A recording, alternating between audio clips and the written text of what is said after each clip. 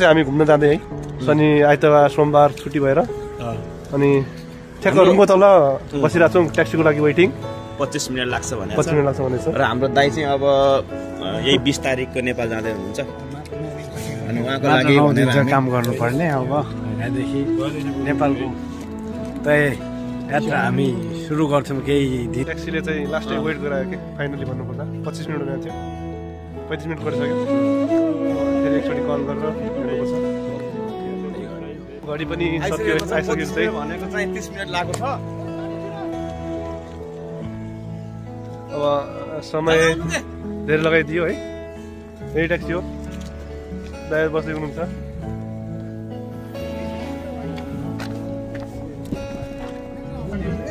दाइ यता हेर्नु न गरेर बाहिर निस्क्यौँ है बहादुर दाइ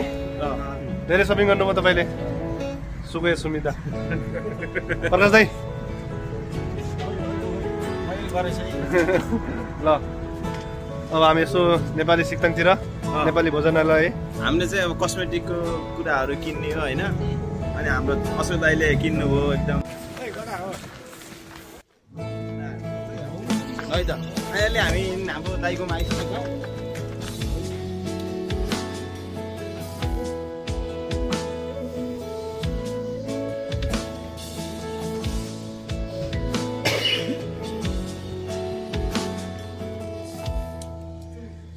आज हाम्रो मेन डिस चाहिँ के छ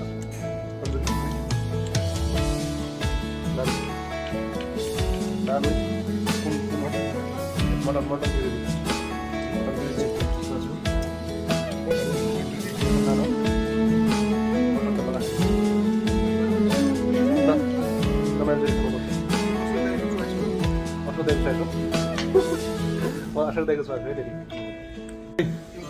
कस्तो लाग्यो तपाईँलाई खाना